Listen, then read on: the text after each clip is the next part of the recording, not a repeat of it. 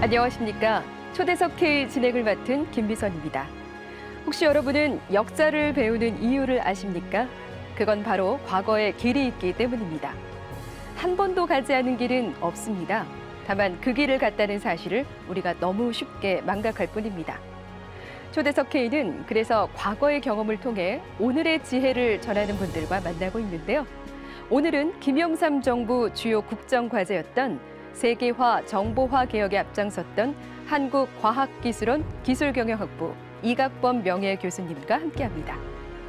대한민국의 성공을 위해 필요한 지혜, 오늘도 초대석 K에서 만나보실 수 있습니다.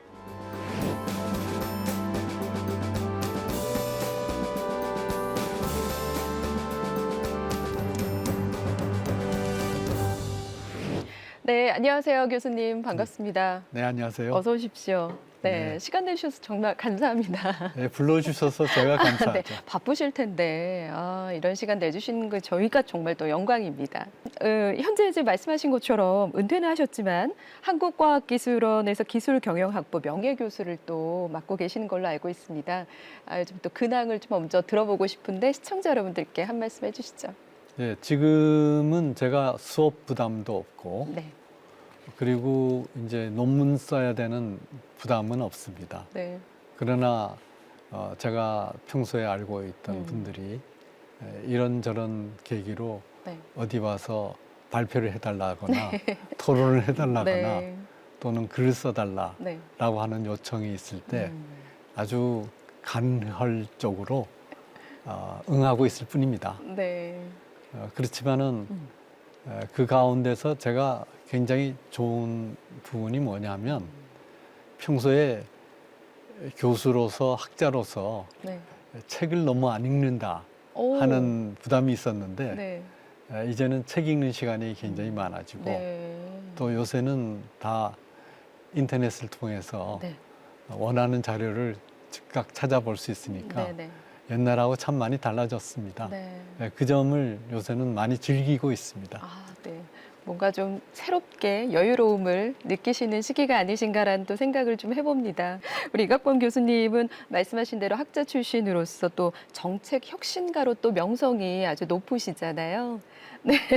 서울대 이 사회학과의 교수 재임 시절부터 이제 시작이 됐다고 봐도 과언이 아닐 텐데 김영삼 정부 대통령 비서실 정책기획 수석비서관으로 임명이 되신 후부터 본격적인 정책 혁신에 나서신 것으로 알고 있습니다.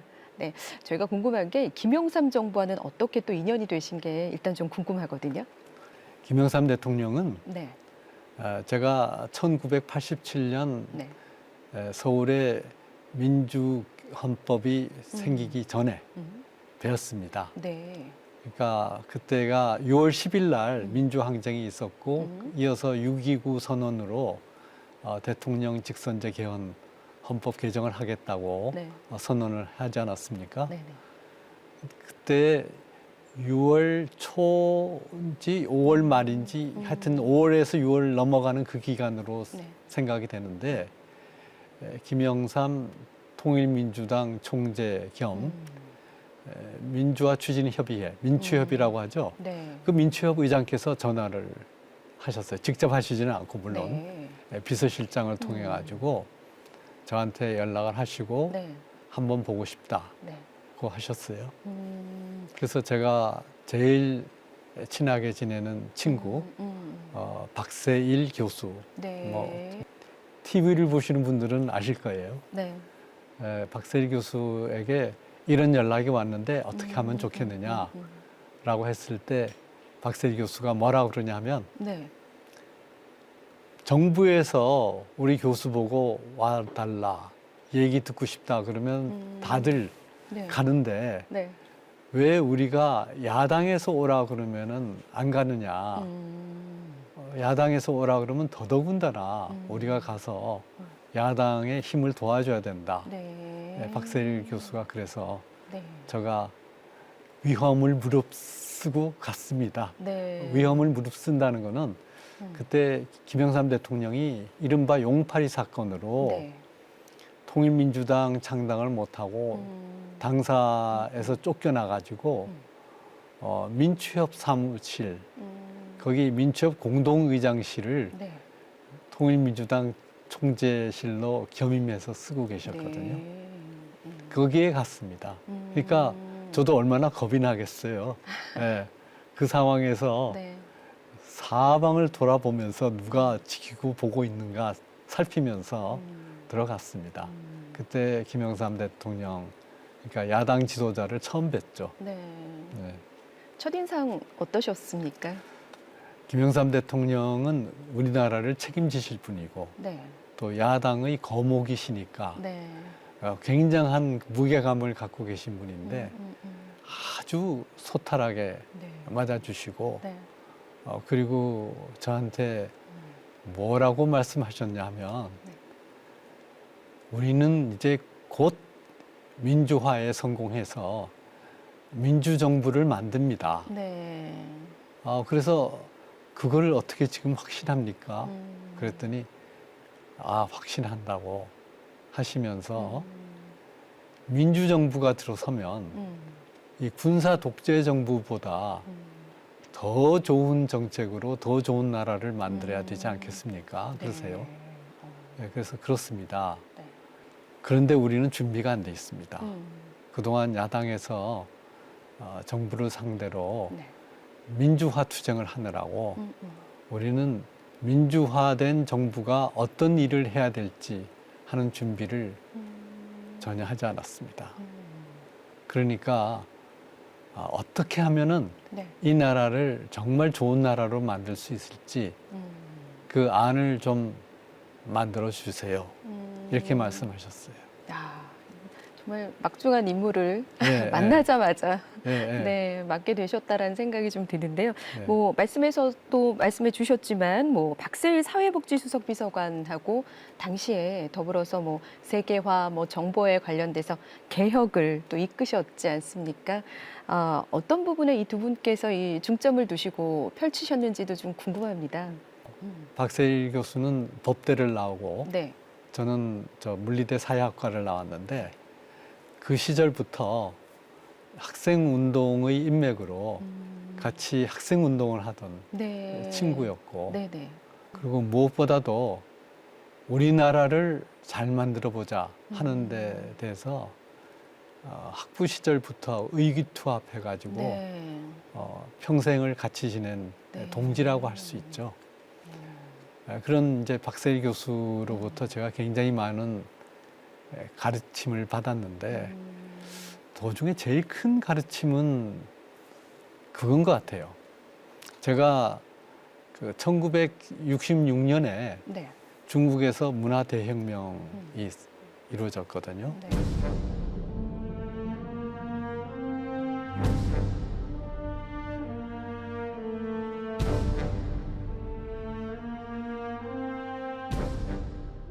그 문화 대혁명의 골자는 사회주의 혁명은 사회주의 정당을 만들고 혁명을 통해서 국가 권력을 갖고 그것만으로 되는 것이 아니라 이 대중의 의식이 네. 사회주의 혁명 정신으로 가득 차야 된다. 그래서 문화 대혁명입니다. 보통 네. 그냥 혁명이 아니라 문화라고 하는 거는 문화, 의식을 말하거든요. 네. 저는 거기에 굉장히 공감을 하고 그 사회주의 혁명을 중국식으로 하는 게 좋다라고 생각하고 있었는데 네. 모택동 주석이 네. 사망하면서 문화혁명 세력도 무너졌습니다. 저는 문화혁명 세력이 갖고 있던 여러 가지 취지와 주장에 동조를 했기 때문에 네. 중국의 그 사람들이 말하는 인민들이 문혁 세력이 무너진 것에 대해서 이거 큰일 났다. 네. 우리가 혁명을 계속해야 되는데 이렇게 할 줄 알았는데 온 인민들이 환호작약을 하는 거예요. 네, 거리로 나와서 하는데 그 표정이 말이죠. 문혁이 마지막으로 했던 작업이 뭐냐 하면은 비림비공 운동이었습니다.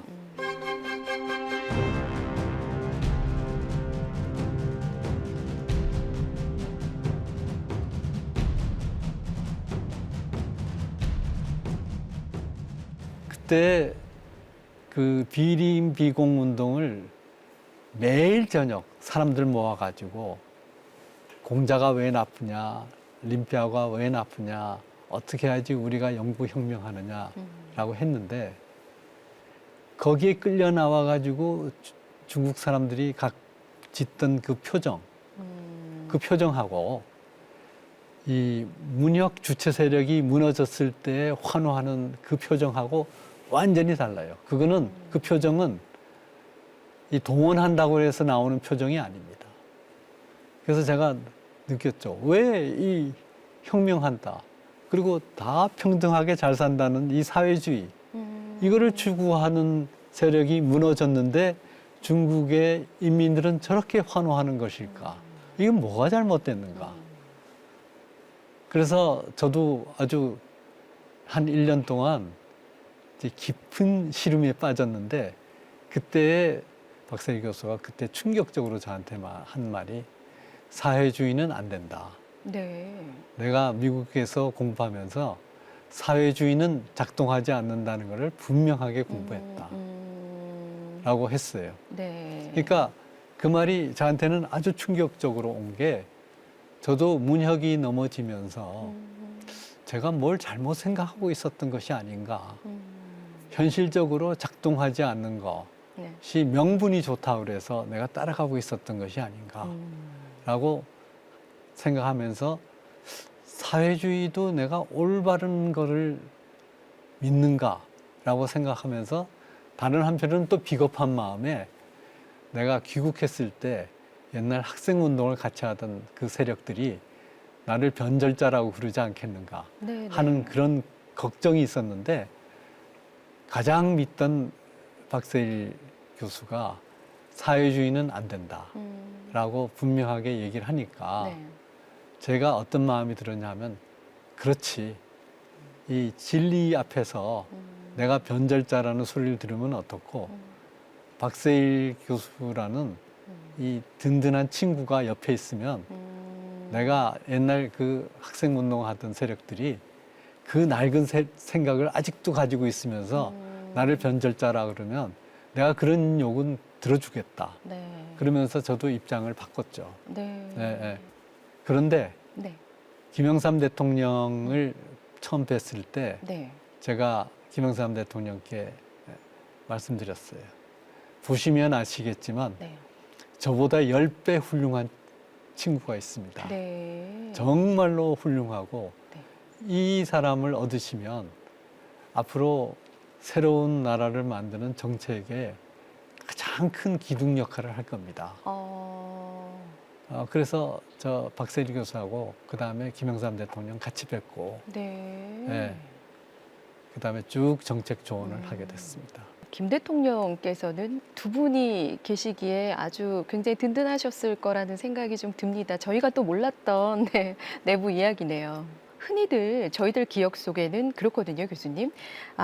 김대중 대통령 시절에 초고속망이 깔렸고요.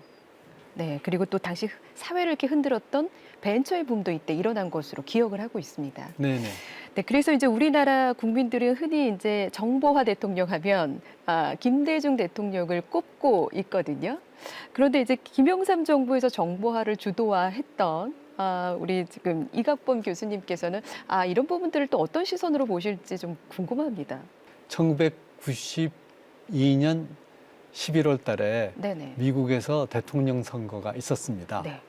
그때 클린턴 고어 캠페인이라고 해서 클린턴 고어 팀이 4가지 공약을 내걸었는데 첫 번째가 정부혁명 내지는 행정개혁, 두 번째가 정보화 혁명, 그리고 이제 세 번째가 교육혁명 또는 이제 노동혁명 이 2가지를 같이 하는 거였죠. 이렇게 공약을 내걸었는데 저는 다른 것도 있었지만 이 정보화 혁명이라는 데 확 꽂혔어요. 그게 왜 그랬냐면 우리가 미국하고 발전의 격차가 있잖아요. 어렵게 이제 산업화를 해가지고 막 뒤따라가고 있는데 미국은 이제 산업화 단계를 점프해가지고 정보화로 갔다. 네. 그런데 우리는 그거 안 하고 계속 산업화 여기에 머물러 있으면 앞으로 우리가 미국하고 격차가 얼마나 더 벌어지겠나. 다른 한편으로는 이거는 새로운 차원에서 뛰는 거니까 네. 옛날 운동장에서 뛸 때에 비해서 네. 이거는 다른 거니까 이 스타트 라인이 같다라는 생각으로 이거를 빨리 하면 되겠구나라는 생각을 했는데 보니까 그 생각을 하는 게 저뿐이 아니라 사회과학자들 중에서도 네. 또 이 정보화 이쪽에 종사하는 분들 중에서도 네. 아, 우리에게 기회가 왔다라고 생각하는 분들이 다수가 있더라고요. 그런데 김영삼 대통령은 어떤 특징이 있으시냐면 우리나라가 다른 나라의 발전에 뒤져서는 안 된다 하는 굉장히 확고한 신념을 갖고 계세요. 네. 그러니까 민주화하면서 독재 권력하고 싸웠지만 이제 내가 할 거는 이 대한민국호의 선장이 되어서 다른 나라하고 경쟁하는데 우리가 이기도록 해야 된다라고 하는 생각이 참 많으셨어요. 스스로도 나는 대한민국호의 선장이다라는 말씀을 자주 하곤 하셨어요. 사적으로는. 네. 1993년 2월 말에 취임하셨잖아요. 네. 그해 5월 달에 예산 타당성 검증 작업이 있는데 네. 그 예타라 그러죠. 네. 그 예타를 할 때 김영삼 대통령께서 초고속 정보통신망 구축을 위한 비용을 반드시 이번 예산에 포함하라라고 네. 경제기획원에 지시를 하셨어요. 네. 예. 그러니까 김영삼 대통령께서도 이거가 우리가 다음 단계로 발전하느냐 마느냐에 굉장히 중요한 판단을 하셨군요. 네. 명확하게 판단하시고 그거를 조치를 하시고 네. 그래서 그 이듬해인 1994년에 확보된 예산에 의해서 국무총리실에 네. 초고속 정보통신망 구축 기획단이라는 게 네. 됩니다. 네. 그래서 한편으로는 초고속 정보통신망을 구축하면서 망만 구축한다고 인터넷 망만 구축한다고 되는 게 아니잖아요. 네. 예, 그래서 이것이 초고속 정보통신망 구축이 경제와 사회, 행정 각 분야에 어떻게 영향을 미치고 어떻게 발전하느냐 네. 하는 전체적인 플랜이 있어야 되기 때문에 그 이듬해인 1995년에 국가정보화 기본 계획이 만들어져요. 그래서 그 계획에 의해서 각 분야의 정보화를 어떻게 하느냐 네. 하는 거를 초고속 정보통신망이라는 인프라를 다 구축하면서 네. 만들어지고 그때 했던 굉장히 중요한 게 전자정부 구축 방안, 그다음에 두 번째로는 벤처산업 육성 방안. 그 두 가지가 주된 주제였습니다. 네. 이미 뭐 이 당시 때 너무 많은 업적들을 남겨놓으신 상태이기 때문에 뭐 김대중 대통령 시절에도 많은 이들이 국민들이 이제 편안하게 네, 초고속망이라든지 여러 가지 네. 이제 정보화를 누릴 수 있게 된 게 아닌가라는 생각을 하면서 네, 그렇습니다. 참 그래서 감사하다라는 말씀을 드리고 싶습니다. 네, 벤처산업이 김대중 정부에서 굉장히 붐을 일으켰습니다. 네네. 근데 그 중요한 거는 김영삼 대통령 임기 5년 차인 1997년 네. 8월 12일에 네. 벤처산업 육성과 지원에 관한 특별법이 국회에서 통과가 돼서 성안이 네. 됐습니다. 네. 정보화 시대에 주도하셨던 내용들도 저희가 좀 이렇게 들어봤고요. 네네. 또 말씀드리고 싶은 것들이 너무 많지만 지금 업적을 보니까요. 이호 교수님께서 정말 후학양성하는데도 또 굉장히 많은 시간을 들이지 않으셨습니까? 한국과학기술원에서 후학양성하셨고 또 정보사회와 한국정보사회학회 회장으로 또 계시고 한국미래연구원 원장 등도 역임을 하셨습니다. 네. 그리고 또 이명박 정부와 또 인연이 있는 이 상황들이 좀 생기셨는데요. 이렇게 정권이 바뀌면서도 또 중요한 임무와 직책을 프로포즈를 받게 되셨어요. 놀라우신 일이신 것 같은데 이때는 또 어떤 인연으로 함께 하시게 되셨습니까? 그 이명박 대통령께서 국가정보화 전략위원들에게 위촉장을 주시면서 그 하셨던 말씀, 네. 그것으로 제가 왜 국가정보화 전략위원장이 됐는가 네. 하는 이유를 들을 수 있었습니다. 네. 그때 이명박 대통령께서 뭐라고 하셨냐면은 네. 정보통신부를 해체하고 아. 그것을 행정안전부와 지식경제부와 방송통신위원회와 등등으로 이제 흩어놓으니까 네. 각 부처마다 네. 자기네가 정부와 주무부처라 그래서 이 저 네 개 부처를 다 그냥 합쳐가지고 하나 부처로 만들어 버릴까 아하. 네. 하는 생각까지도 했는데 네. 그렇게 할 수 있는 입장은 아니고 정보화에 관한 한 국가정보화 전략위원회가 네. 이 정보화 추진의 중심 부서라고 생각하고 이래달라. 그래서 찾아봤더니 김영삼 정부에서 정보화 총괄 기획을 했으니까 그 청와대에서 일했던 그 경험으로 네. 뭐 장관들 눈치 보지 말고 이래달라. 네. 그렇게 아주 솔직하게 말씀하셨어요. 그래서 제가 그래서 여러 사람이 국가정보화 전략위원장으로 네. 이렇게 올라갔는데 계속해서 네. 거부하시고 기다렸다가 제 이름이 올라가니까 네. 이 사람이면 되겠네. 네. 그러셨다는 그게 그런 이유였구나. 그걸 네. 알았죠. 음. 네. 어떠셨습니까? 그런 이유를 들었을 때 네, 마음이 제가 어떠셨어요? 정말 정보통신부 해체에 대해서 저는 반대하고 있었는데 그렇게 해서 보완하신다면은 열심히 해야 되겠다는 생각을 했죠.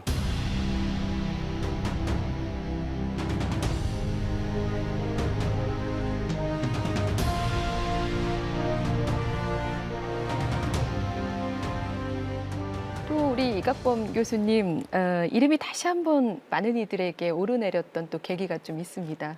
최근이신데요. 바로 제20대 대통령 취임사 준비위원회의 위원장을 또 맡으셨었습니다. 네.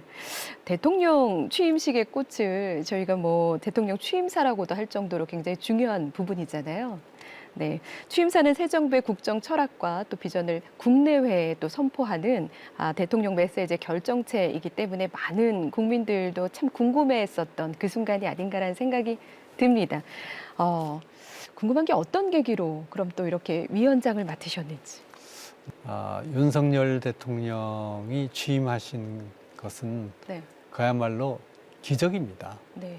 왜냐하면 그 전에 대통령부터 비롯해가지고 국회 권력, 사법부 권력, 언론, 네. 그다음에 또 요새 언론보다도 더 막강한 영향력을 행사하는 뉴미디어인 소셜미디어, 네. 거기에 시민단체까지 이제는 6개의 권력을 다 거머쥐고 네. 나라를 운영하던 때가 있었는데 네. 여기에서 야당의 변변한 후보가 없는 곳에서 새로운 인물이 야당의 후보가 돼서 네. 대통령이 된다. 이거는 정말 기적이고 이 상황을 아주 잘 설명하고 국민들에게 이 어려운 상황에서 고통을 분담하면서 섣부른 기대를 하지 말고 네. 정말 비장한 마음으로 모든 국민이 뭉쳐서 이 어려움을 해결해 가자 하는 그런 마음으로 국민들에게 호소하는 네. 이제 절규하는 네. 이제 그런 취임사를 쓰고 싶었는데 네. 윤석열 대통령께서는 그런 것보다는 가치 중심으로 써라. 그리고 그것을 함에 있어서 국민들에게 희망의 메시지를 줘야 된다. 우리가 이렇게 하면은 앞으로 나아갈 수 있다. 그래서 그냥 담담하게 가치 중심으로 어떻게 해야지 국가가 바로 선다 하는 것으로 취임사를 만들어야 한다라는 네네. 생각했고 제 생각에는 결국은 윤석열 대통령께서 직접 다 쓰셨습니다. 취임사를 그러셨습니까? 직접 네. 본인이. 그리고 그 쓰신 취임사의 전체 대강을 보고 제가 써드린 취임사는 특히 대외관계 부분에서 나중에 다른 기회에 인용을 하셨는데요. 취임사에는 일단 윤석열 대통령께서 A부터 G까지 다 직접 쓰셨어요. 아, 그러셨습니까? 네. 어떤 면이 혹시 마음에 든다 하는 메시지 있으시던가요? 일단 윤석열 대통령은 철학이 있는 대통령이에요. 네. 예, 그 대통령이 분명한 철학을 가지고 국정 운영한다는 것이 참 찾기 힘든 면에서 철학이 있는 대통령이고요. 그다음에 자유를 굉장히 강조하셨지만 그러나 그 자유라는 J.S. 밀이 얘기하듯이 나의 자유가 소중하면 남의 자유도 소중하다. 라고 하는 데서 자유는 무제한의 자유가 아니라 내가 소리 지르고 싶다고 해서 소리 지를 자유가 있죠. 누구나. 그러나 남에게 방해가 되는 소리 지르는 거는 남의 자유를 조용히 살고 싶다는 그 자유를 침해하는 거니까 안 되잖아요. 네. 네. 그러니까 표현의 자유가 있지만 그 표현으로 인해서 상처를 받는다든지 또는 국가가 그 표현으로 인해서 후퇴를 한다든지 그런 거는 안 되잖아요. 그래서 이 자유는 누구에게나 공평한 겁니다. 그래서 공평하게 자유를 누릴 수 있게 하는 거기에 공정이 있고요. 남의 자유를 인정하는 거기에서 공동체가 있는 겁니다. 근데 제가 놀랬던 거는 윤석열 대통령이 그 전체의 자유와 공동체와 공정 그것이 어디에서 나오는가 하는 것에 대해서 아주 정확하게 꿰뚫고 계세요. 그래서 제가 놀랐습니다, 사실은. 네. 또 이런 이야기들도 있더라고요. 윤석열 대통령의 인재풀이 다소 협소한 게 아니냐라는 네. 이야기도 좀 있습니다. 그래서 얼마 전에 신임 국가수사본부장으로 임명됐던 정순신 변호사가 또 자녀의 학교 폭력으로 인해서 하루 만에 또 낙마가 되는 상황이 벌어졌었습니다. 네, 네. 좀 놀라지 않을 수 없었는데 이 윤 대통령께서 국가 경영에 필요한 인재를 이 풀을 좀 넓히기 위한 노력은 어떻게 하셨으면 좋을까요? 네. 네, 그는 윤석열 대통령이 굉장히 노력하셔야 된다고 생각하고요. 네. 저는 윤석열 대통령이 그러시는 것에 대해서 이해는 합니다. 어떤 면에서 이해를 하냐면 네. 이분은 작년 이맘때까지만 하더라도 정치 참여 선언을 하지 않으신 분이에요. 네, 그렇죠. 예, 그러니까 본인이 정치를 하겠다고 그전에는 꿈에도 생각을 안 했고 그리고 정치를 하더라도 대통령이 되겠다고까지는 전혀 생각을 안 하셨는데 네. 그야말로 등 떠밀려서 된 거 아니에요? 네. 그래서 이분은 정말 어떻게 보면은 네. 생각하지 않았던 것. 예. 누가 그랬죠? 하룻밤 깨고 나니까 갑자기 유명 인사가 됐다고. 맞습니다. 그러셨을 것 같아요. 네. 네. 박정희 대통령만 하더라도 그 박정희 대통령 그 직무실을 방문했던 어떤 분한테 제가 들었는데요. 그분 말씀이 박정희 대통령 그 직무실을 가니까 네. 한약재 넣는 서랍장처럼 한 면을 빽빽하게 서랍장이 찼는데 네. 누구에 대해서 얘기가 나오니까 박정희 대통령이 그 서랍장을 열더니 그 사람에 대한 인사 파일을 서랍장에서 끄집어내가지고 그 메모에다가 방금 얘기했던 그거를 추가해서 네. 거기다가 넣어놓더라고요. 네. 그 정도로 인재에 대해서 챙기고 몸소 박정희 대통령은 그러셨습니다. 네. 그러니까 윤석열 대통령은 그런 서랍장이 없어요. 예. 왜냐하면 본인이 대통령 하겠다고 생각하지 않았으니까. 맞습니다. 이제 1년 지났습니다. 네. 제 생각에는 윤석열 대통령이 그 사이에 서랍장을 만들어서 한 명, 두 명 그 파일을 채워놓고 계시지 않을까 하는 기대를 하고 있습니다.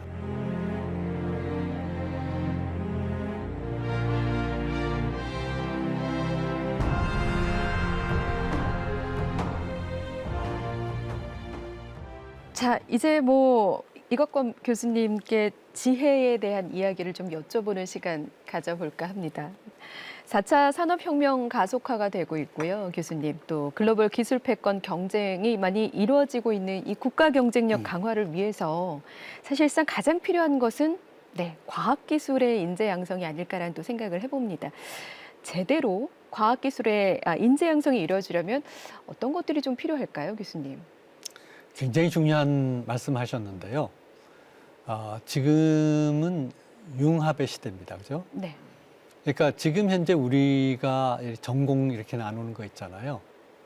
이거는 참 어떤 면에서는 낡은 방식입니다. 네. 과학기술은 어떻게 보면은 이제는 교양 과목이 돼야 되고요. 네. 과학기술 없이 어떻게 미래를 얘기할 수 있습니까? 맞습니다. 네, 그러니까 뭐 영어, 수학 이런 걸 우리가 교양 과목이라고 그러지 않았습니까? 네. 그러니까 교양 과목이 돼야 되고요. 그 다음에 이 우리나라 교육 체제를 근본적으로 바꿔야 됩니다. 지금 현재 우리나라 교육 체계는요, 네. 이 근대화 처치기, 네. 그러니까 일본이 1868년에 메이지신해서 다 새로운 근대 체제로 바꾸지 않았습니까? 네. 네. 그때 만들었던 교육 체제를 우리가 도입해가지고 지금 그대로 쓰고 있거든요. 네. 물리학, 화학, 정치학, 경제학, 사회학 이 용어 다 일본이 그때 만들었던 용어입니다. 네. 그 용어를 우리가 그대로 도입해가지고 그렇게 하고 대학도 그런 식으로 쪽에서 하고 있고요. 네. 근데 이제는 달라져야죠. 네. 그러면은 우선 수학이 있잖아요. 뭐 챗 GPT 그런데 뭐 사람들이 설명을 해요. 뭐 챗 GPT는 뭐 딥 러닝 방식과 뭘 결합해서 만든 방식이고. 네. 그래서 제가 그런데요. 챗 GPT 그다음에 이런 여러 가지는 수학적 알고리즘에 의해서 이루어지는데 그거를 우리가 머신러닝이라고 그럽니다. 네. 그럼 머신러닝이 뭐냐? 머신러닝은 수학 확률 계산입니다. 컴퓨터에 엄청난 연산 능력을 가지고 그 확률 계산을 해내는 것, 네. 그 방식인데 그러면은 뭘 해야 되겠습니까? 예. 그러면 이것을 새로운 정보통신 가장 기본되는 수학적 알고리즘을 하려면 학생들에게 수학 교육을 시켜야죠. 사람들이 컴퓨터 사이언스 그러면은 컴퓨터 사이언스는 컴퓨터에 대한 거를 하는 건가 보다라고 생각하는데 컴퓨터 사이언스는 다른 말로 수학입니다. 예. 그래서 이것이 강하게 해야 되고요. 그러면 우리가 이 새로운 시대에 필요한 인재는 여러 인재가 있습니다. 이 여러 인재를 동일한 학습 과정으로 길러낼 수 없습니다. 네. 예. 그래서 정말 맞춤형 교육을 해야 되고요. 네. 이 맞춤형 교육을 함에 있어서 디지털 교육 방식을 써야 되고요. 그리고 교과서도 빨리 디지털 교과서로 바꿔야 됩니다. 네. 네.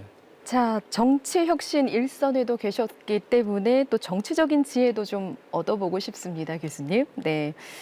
일전에 저희 뭐 이명박, 박근혜 등 두 전직 대통령께서는 사법 처리의 대상자이셨고요.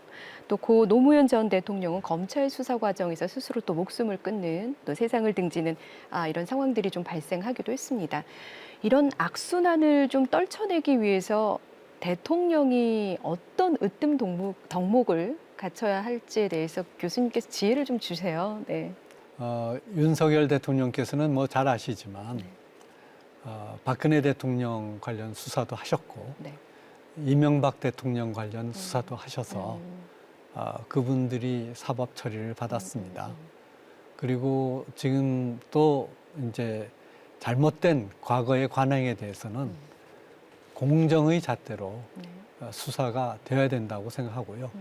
그것이 만약에 수사가 안 되고 묻힌다면 국민들은 그 다음에 어떤 일이 있어도 이 공정하다는 것에 대해서는 묻지 않을 겁니다. 흔히들 공정 그러면은 대통령 주변과 지금 현재 크게 문제되고 있는 거를 같은 잣대로 수사하라고 하는 건데 네. 같은 잣대로 수사해야죠. 그게 공정함입니다. 그런데 같은 결과로 수사하라. 그거는 공정함이 아니죠. 네. 예, 그래서 저는 윤석열 대통령이 적어도 이 문제에 대해서는 예, 공정의 잣대로 제대로 하셔야 된다고 생각하고요. 네. 그래서 나라의 기강이 바로 서야 된다. 저는 그렇게 생각합니다. 공정의 잣대. 네, 공정의 잣대로. 그리고 또 하나는 대통령 재임 기간 동안에 국가가 발전할 수 있는 덕목을 세우면서 여론에 휘둘리지 않는 그런 대통령이 되셨으면 합니다. 네. 윤 대통령뿐만이 아니라 이제 추후에 어떤 누가 대통령 자리에 오르시더라도 정말 말씀하신 대로 공정의 잣대 네, 그리고 뭐 여론에 흔들리지 않고 네, 세계를 향한 이 시야를 갖는 건 정말 중요하다고 생각이 듭니다. 그렇습니다. 그런가 하면 그럼에도 불구하고 한국 대통령의 이 성공하지 못하는 이유에 대해서 현재의 체제인 5년 단임제라는 것 때문에 이유가 있지 않냐 이런 지적의 목소리도 나오고 있거든요. 어떻게 생각하십니까? 예, 김영삼 대통령께서는 5년 단임제가 여러 가지 문제가 많지 않느냐 하는 여론에 대해서 네. 내가 대통령을 해보니까 5년도 길다. 아, 네. 대통령 자리는 너무 경무여서 대통령의 일을 정말 제대로 하려면 나는 5년도 길다고 생각한다. 네. 그렇게 말씀하셨어요. 네. 이 5년이라고 하는 거는 참 대통령으로서는 위험한 해입니다. 마지막 5년이. 그럼에도 불구하고 저는 대통령 단임제에 대해서 김영삼 대통령께서 갖고 계시던 그 생각에 대해서 동감합니다. 네. 한번 김영삼 대통령처럼 아침 7시 반에 출근해가지고 네. 저녁 늦게까지 집무실에 있으면서 하루에 경제수석을 5번 부르고 외교안보 수석을 3번 부르고 그리고 정무수석하고는 뭐 저희하고는 거기는 비하인드 커튼 뒤에서 하시는 거라 우리는 뭔지 모르니까 네. 아마 굉장히 수시로 얘기하시고 그렇게 하면서 각계각층의 사람들을 15분 단위로 만나면서 하루 종일 하면 그러면은 5년이라는 기간도 너무 길죠. 네. 네, 네. 충분히 5년 안에도 네. 대통령이 취해야 될 것들을 할 수 있다. 네, 그렇게 생각합니다. 네, 그렇게 네. 말씀하시는 것 같습니다. 마지막으로 한미 관계로 좀 넘어가 보도록 하겠습니다. 사실 대한민국의 이 성공의 미래, 이 한미 관계랑 뗄래야 뗄 수가 없는 걸 텐데요. 교수님 책을 하나 쓰셨더라고요. 21세기 한미 관계의 재정립, 글로벌 동맹 관계를 위한 로드맵이라는 이 책에서 일장 파트를 쓰셨더라고요. 네. 요 부제가 보니까 전환기 시대 한미 동맹의 업그레이드라고 해서 펼쳐주셨습니다. 성공적인 한미 관계 어떻습니까? 어떻게 해야 될까요, 교수님? 네, 지금 미국의 입장에서도 한국은 굉장히 절실한 파트너였습니다. 그전에는 사실은 우리가 미국으로부터 일방적인 수혜를 받았으니까요. 그러니까 미국으로 볼 때 한국이 뭐 그렇게 절실한 파트너는 아니었죠. 네. 그러나 미국이 이 경제안보 시대에 네. 경제안보 시대를 채워줄 수 있는 공급망을 네. 확보함에 있어서 한국이 갖고 있는 이 공급망의 위치가 굉장히 절실하죠.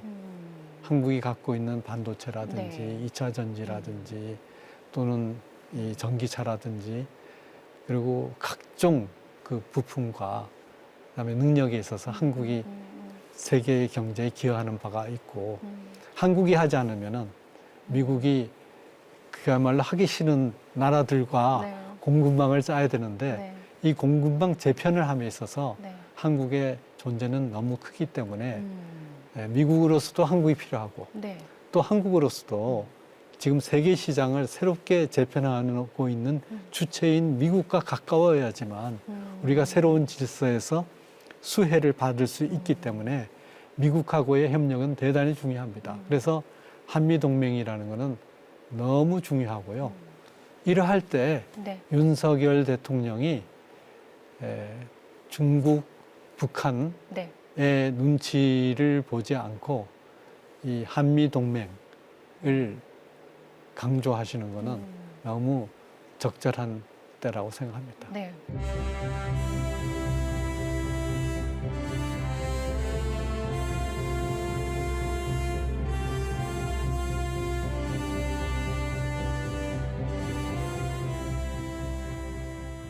자, 이제 무거운 이야기 좀 뒤로 가 보고요. 네, 개인적인 이야기도 좀 나눠보고자 하는데, 교수님 바둑 애호가로 세간에 좀 알려져 있습니다.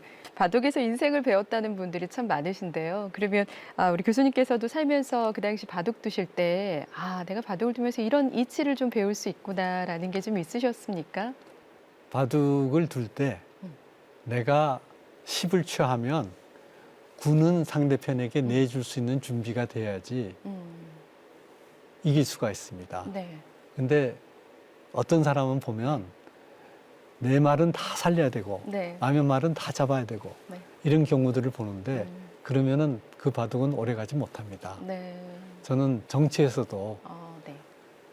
그렇다고 생각하는데 그 얘기는 뭐냐면 항상 싸움은 신승해야지. 그러니까 아슬아슬하게 이겨야지 완승하겠다. 아주 상대편을 경멸해버리겠다. 그러면은 제대로 된 정치가 될 수 없습니다. 네. 그거를 저는 바둑에서 많이 배웠습니다. 네. 네. 저도 또 하나 배워가는 시간인 것 같습니다. 네. 네. 이제 좀 마무리를 지어보도록 하겠습니다. 교수님 많은 것들을 성취해 오셨지만 내가 앞으로 남은 날 동안에 이거 하나는 또 내가 기여를 또 해보고 싶다 하시는 거 혹시 있으시다면 간단하게 하나만 말씀해 주십시오. 네, 저는 미래를 생각했는데요. 미래를 생각하면서 우리나라 국가 전략 현 시점에서 어떻게 짜야 하는가. 네. 그거 하나를 저작으로 남기고 싶습니다. 네. 네, 그게 이제 당면한 저의 목표고요. 네. 네, 그러고 나면은 그 다음엔 뭐를 할까 하는 거고 무엇보다도 지금 이 삶과 더불어서 많은 국민들이 네. 같이 잘 살 수 있는 방안을 생각하는 거 네. 그거가 되겠죠. 네. 네. 계속해서 그런 고민을 해주시니까 저희는 또 든든하게 이 젊은이들은 살아갈 수 있을 것 같다는 생각이 좀 드는데요.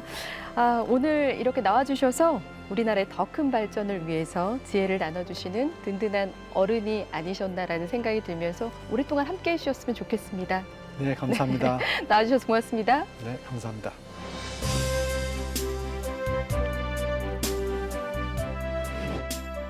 이각범 명예교수와 함께한 초대석 K 어떠셨습니까? 저는 느닷없이 조선의 과학자 장영실이 떠올랐습니다. 그는 조선의 기술 혁신을 가져온 당대의 혁신가였는데요. 그리고 오늘 만나본 한국과학기술원 이각범 명예교수는 국가정보화 사업의 혁신을 통해 우리나라가 세계적인 IT 강국에 오를 수 있는 기반을 구축했습니다. 우리 곁에는 여전히 이런 분들이 많다는 사실 참 다행입니다. 앞으로도 초대석 K는 대한민국의 미래를 다져온 그리고 다져갈 많은 분들과 함께하겠습니다. 지금까지 초대석 K 김미선이었습니다. 고맙습니다.